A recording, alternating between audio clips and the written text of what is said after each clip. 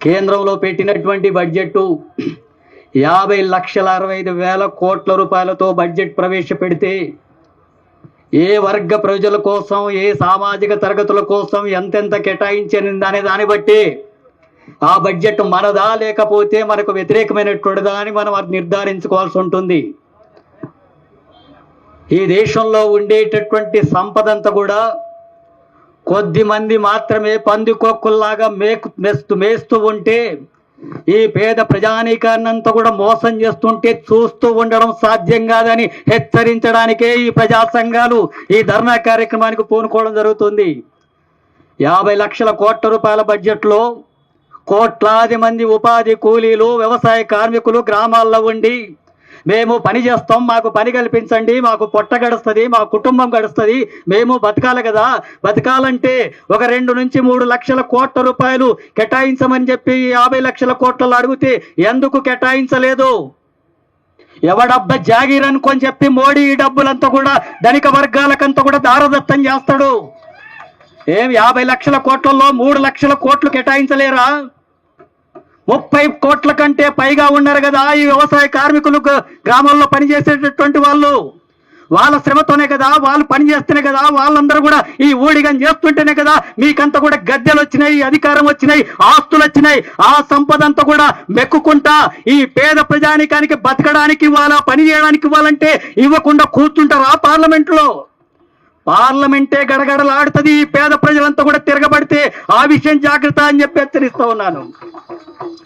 అలాగే కార్మికులు కనీస వేతనం మన జరగాలంటున్నారు. కోట్లాది మంది కార్మికులు ఉన్నారు, సమ్మెలు చేస్తూ ఉన్నారు. మేము కూడా పని చేసుకుంటున్నాం, ఒక 26,000 రూపాయలు నెలకు ఇవ్వాలని. మాకు కూడా కుటుంబం ఉంది కదా, మాకు కూడా భార్య పిల్లలు ఉన్నారు కదా, మేము కూడా బతకాలి కదా, మా పిల్లలు చదవాలి కదా, అనారోగ్యం అయితే వైద్యం ఉండాలి కదా, ఉండడానికి ఇల్లు ఉండాలి కదా, ఇల్లు లేకపోతే కిరాయి అయినా ఇవ్వాలి కదా. 26,000 నెలకు ఉండకూడదా మనకి ఈ దేశంలో? అందుకోసం సమ్మెలు చేయాలా, అందుకోసం పోరాటాలు నిర్వహించాలా?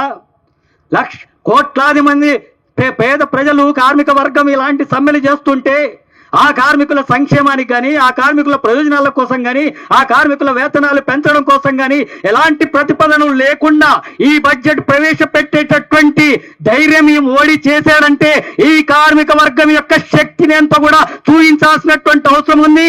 అలాంటి తిరుగుబాట్ల కోసం మనం సన్నద్ధం కావాల్సి ఉంటుంది. ఆ రకంగా ధైర్యం చేస్తున్నాడు మనం తిరగబడకపోవడం వల్ల. ఈ దేశంలో రైతాంగం అంతా కూడా పెద్ద ఎత్తున ఉద్యమాలు చేస్తున్నారు.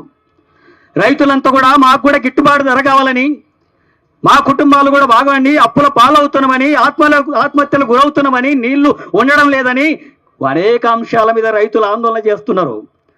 ఆ రైతుల భూములంతా కూడా కార్పొరేట్ సంస్థలకు అప్పగించి రైతులంతా కూడా కూలీలుగా మార్చేటటువంటి విధానాల్ని మోడీ అమలు చేస్తున్నాడు. అందులో భాగంగానే రైతులకు ఇచ్చేటటువంటి సబ్సిడీలు, ఎరువుల సబ్సిడీలు తగ్గిస్తున్నాడు. 11,000 కోట్ల రూపాయలు ఈసారి తగ్గించాడు గతం కంటే. వ్యవసాయ రంగానికి ఇచ్చేటటువంటి రంగాల కేటాయించే వాటిలో కూడా 10,000 కోట్లు తగ్గించాడు. మరి వ్యవసాయం అంతా కూడా అభివృద్ధి చెందాలి కదా, ఈ దేశం అంతా కూడా వ్యవసాయం మీద ఆధారపడి ఉంది కదా, ఆ భూమి మీద మట్టుకునే కదా కోట్లాది మంది బతుకుతున్నారు. ఆ వ్యవసాయ రంగంలో పనిచేస్తున్నటువంటి వాళ్ళకంతా కూడా పని కల్పించి, గిట్టుబాటు ధర కల్పించి రైతులను ఆదుకోకపోతే ఈ రైతాంగం అంతా కూడా తీవ్రమైనటువంటి అన్యాయానికి గురవుతున్నటువంటిది కాదా? మరి రైతులకు వ్యతిరేకంగా, కార్మికులకు వ్యతిరేకంగా, కూలీలకు వ్యతిరేకంగా ఉంటే ఈ బడ్జెట్ మన బడ్జెట్లు ఎట్లా అవుతాయి?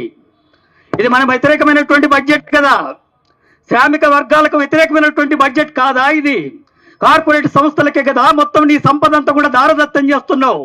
1% జనాభా చేతుల్లో 40% సంపద అంతా కూడా ఈ దేశంలో వాళ్ళ దగ్గర మూలుగుతుందంటే మనమందరం కూడా ఈ రకంగా చూస్తూ ఉన్నాం కాబట్టి సాధ్యమవుతుంది. ఒక్కసారి తిరగబడి గర్జిస్తే, పార్లమెంట్ గదగదలాడితే తప్పకుండా డబ్బులంతా కూడా పేదవాళ్ళ చేతుల్లోకి వస్తాయి కదా. అందుకే మన సంపద అక్కడ పోగవుతుంది. ఒకటి చేతుల్లో 40 రూపాయలు, 100 రూపాయల్లో ఒకటి చేతుల్లో 40 రూపాయలు ఉంటే 50 మంది చేతుల్లో 3 రూపాయలతో బతుకుతున్నాం మనమంతా కూడా. 3 రూపాయలతో బతకాలా మనమంతా? పేదవాళ్ళు కాబట్టి ఏమైనా పర్వాలేదా? వాళ్ళకు మంచి జీవితం ఉండకూడదా? వాళ్ళకు విద్య ఉండకూడదా? వైద్యం ఉండకూడదా? ఉపాధి ఉండకూడదా? బతకకూడదు? కనీస సౌకర్యాలు తీరకూడదా? ఒక ఇల్లు ఉండకూడదా? అలాంటి పద్ధతుల్లో సంపద అంతా కూడా అక్కడ పోగవుతుంటే ఈ సంపద అంతా కూడా ఈ రకమైనటువంటి శ్రమ జీవుల యొక్క సంపద అంతా కూడా అక్కడ పోగేసుకొని ఉంటున్నారు. అందుకే మనకు అన్యాయం జరుగుతుంది బడ్జెట్లో. ఆ బడ్జెట్లో అన్యాయం జరుగుతుంది కాబట్టి ఈ ఆందోళన కార్యక్రమాన్ని మనం నిర్వహిస్తున్నాం. అలాగే సామాజిక తరగతులు ఉన్నారు ఈ దేశంలో. అత్యధిక జనాభా దళితులు, గిరిజనులు, బలహీన వర్గాలు, మైనార్టీలు, మహిళలు, అగ్రకులాలోని పేదలు, వీళ్ళందరి సమస్యల పట్ల కూడా ప్రభుత్వానికి ఈ బడ్జెట్లో కేటాయింపులు లేవు. ఈ దేశంలో అట్టడుగున ఉండేటటువంటి దళితులు అంటరాంతనానికి, కుల వివక్షకు, దాడులకు, అత్యాచారాలకు, సాంఘిక బహిష్కరణలకు, కుల దురంకార హత్యలకు, ఆర్థిక అణిచివేతకు, దోపిడీకి గురవుతున్నటువంటి తరగతులుగా ఉండేటటువంటి దళితులు ఈ దేశంలో 16% ఉంటే వాళ్ళ అభివృద్ధి కోసం నిధులు కేటాయించాల్సింది 16% కంటే అదనంగా కేటాయించాలా. ప్రతి 100 రూపాయల్లో 16 కంటే 20 రూపాయలైనా కనీసం కేటాయించాలా. కానీ ఆ దళితులకు కేటాయించాల్సినటువంటి డబ్బులో 16 రూపాయలు ప్రతి 100లో కేటాయించాలంటే వాళ్ళకి 5 రూపాయలు కూడా కేటాయించడం లేదు. మిగతా 11 రూపాయలు దళితులకు సంబంధించినటువంటి ప్రతి 100 రూపాయలలో 11 రూపాయలంతా కూడా దోచుకొని ధనిక వర్గాలకంతా కూడా దారదత్తం చేస్తుంటే దళితులు తిరగబడకపోతే ఇంకెంతకాలమైనా జరుగుతుంది ఈ అన్యాయం. అలాగే గిరిజనులు ఆదివాసీలుగా ఉన్నారు, గుట్టల్లో ఉంటున్నారు, అడవుల్లో ఉంటున్నారు, కనీస సౌకర్యాలు లేవు, విద్య మంచిగా లేదు, వైద్యం సరిగా లేదు, రోడ్లు లేవు, 30 సంవత్సరాల కంటే ఎక్కువ బతుకుతారనేటటువంటి గ్యారంటీ లేదు, వైద్యం అందక పిట్టలు రాలినట్టుగా రాలిపోతున్నారు. వాళ్ళ అభివృద్ధి కోసం ఏం కేటాయించారు? 7% నిధులైనా కేటాయించాలి కదా. 2% నిధులు కూడా కేటాయించలేదు. ఈ దేశంలో ఉన్నటువంటి గిరిజనుల అభివృద్ధి కోసం ప్రతి 100లో కేవలం 2 రూపాయలు మాత్రమే కేటాయించింది ఈ మోడీ ప్రభుత్వం. ఇది న్యాయమేనా? ఆ తరగతులు బాగుపడతాయా? ఇంకెంతకాలం ఆ అడవుల్లోనే ఆ రకమైనటువంటి అనాగరికమైనటువంటి జీవితం గడపాలి ఈ ఆదివాసీలు, గిరిజనులు. ఆ అన్యాయం జరుగుతుంది ఇక్కడ. బీసీలు ఈ దేశంలో పెద్ద సంఖ్య, 50%కు పైగా ఉన్నారు. అనేక వృత్తుల మీద ఆధారపడి బతుకుతున్నారు. ఆ వృత్తులు దెబ్బతిని కుటుంబాలు దెబ్బతింటున్నాయి, ఆర్థికంగా క్షీణిస్తున్నారు, వలసలు పోవాల్సినటువంటి పరిస్థితి వస్తుంది, ఉద్యోగాలు దొరికేటటువంటి పరిస్థితి లేదు పిల్లలకు. అలాంటి బీసీల సంక్షేమానికి ఈ బడ్జెట్లో ప్రతిపాదనలే లేవు. నేను బీసీని ప్రధానమంత్రిని అంటాడు. బీసీని ప్రధాన పరిస్థితి అయితే కాదు కదా. ఒక దళితుడో, బీసీనో, ఎస్సీనో, ఎస్టీనో ప్రధానమంత్రి ముఖ్యమంత్రి కావడం కాదు కదా. ఈ సంపదలో ఎవరి భాగం ఎంత ఖర్చు పెడుతుందని అడగకపోతే, వాటి గురించి మాట్లాడకపోతే, వాటి గురించి కేటాయించకపోతే ఎట్లా బీసీలకు తరఫున అవుతాడు? బీసీ ముఖ్యమంత్రి అయితే కూడా, ప్రధానమంత్రి అయితే కూడా. అందుకని బీసీలకు అన్యాయం జరుగుతుంది. మహిళల సంక్షేమానికి నిధులు లేవు. అలాగే ఆహార సబ్సిడీలు కోత పెట్టారు. గ్రామీణ ప్రాంత అభివృద్ధికి నిధులు లేవు. ఈ దేశంలో ఉండేటటువంటి మైనార్టీలకు అంత సంక్షేమానికి పెద్ద సంఖ్యలో ఉన్నారు. ఆ సంక్షేమానికి కేవలం 3 నుంచి 4 వేల కోట్ల రూపాయలు మాత్రమే కేటాయించి మైనార్టీల పట్ల వివక్ష పాటిస్తుంది ఈ బడ్జెట్లో. దళితులకు లేదు, గిరిజనులకు లేదు, బీసీలకు లేదు, మైనార్టీలకు లేదు, మహిళల సంక్షేమానికి లేదు, కార్మికులకు లేదు, రైతులకు లేదు, వ్యవసాయ కూలీలకు లేదు. ఏ రకంగా మన బడ్జెట్ అవుతుంది ఇది? శ్రామిక వర్గాల కోసం, విముక్తి కోసం పోరాడుతున్నటువంటి పోరాటాలని, ఆ శ్రామిక వర్గాలకే అన్యాయం జరుగుతుంటే ఆ శ్రామిక వర్గం అంతా కూడా సంఘటితంగా ప్రభుత్వానికి వ్యతిరేకంగా తిరగబడాల్సినటువంటి అవసరం ఉంది. అట్లాగే ఈ దేశంలో సామాజిక న్యాయం జరగాల, అందరు సమానంగా ఉండాలా, అందరు ఆత్మగౌరవంతో బతకాలా, అందుకే అన్ని సౌకర్యాలు కూడా కావాలా. అలాంటప్పుడు ఈ దళిత, గిరిజన, బలహీన వర్గాలు, మైనార్టీలు, మహిళలకు, అగ్రకులాలోని పేదలకు నిధులు కేటాయించినప్పుడు అది సామాజిక న్యాయం ఎలా అవుతుంది? అందుకే ఇది శ్రామిక వర్గాలకు వ్యతిరేకమైనటువంటి బడ్జెట్, అలాగే సామాజిక న్యాయానికి వ్యతిరేకమైనటువంటి బడ్జెట్. అందుకే ఈ శ్రామిక వర్గాలు సామాజిక న్యాయం కోరేటటువంటి శక్తులంతా కూడా దేశవ్యాప్తంగా తిరగబడాలా.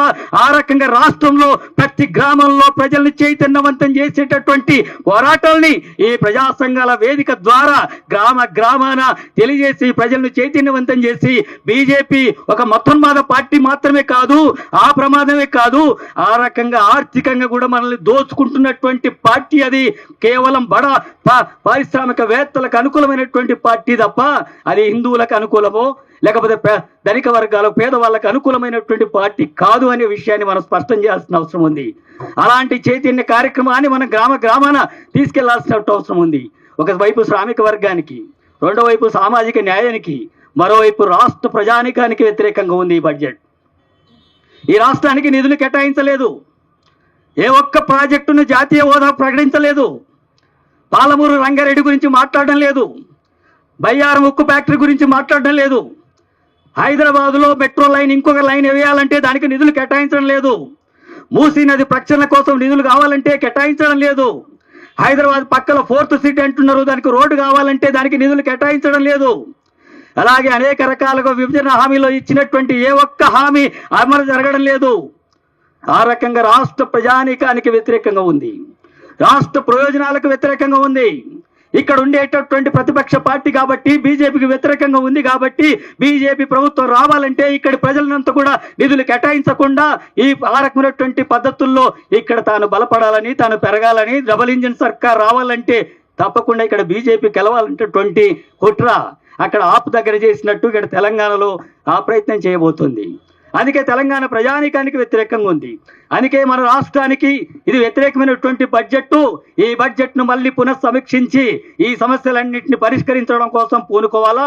ఆ రకంగా పూనుకోకపోతే ఈ రాష్ట్రంలో బీజేపీ నాయకుల్ని ప్రజలను చైతన్యవంతం చేసి గ్రామాన అడుగు పెట్టనటువంటి పరిస్థితికి తీసుకురావాల్సినటువంటి అవసరం ఉంది.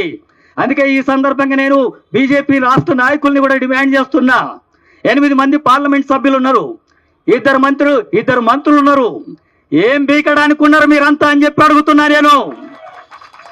ఎవరికి ఊడిగం చేయడానికి ఉన్నారు మీరు? కిషన్ రెడ్డి, బండి సంజయ్, మీరే రాష్ట్ర ప్రజాలకి అంత అన్యాయం జరుగుతుంటే, శ్రామిక సామాజిక న్యాయానికి వ్యతిరేకంగా అన్యాయం జరుగుతుంటే నోరెత్తి మాట్లాడకుండా ఉండినటువంటి వాళ్ళంతా కూడా అంత చోట దద్దమలైతే రాజీనామా చేసి బయటికి వెళ్ళండి. అప్పుడు ప్రజలే తేల్చుకుంటాడు ప్రభుత్వంతోనా.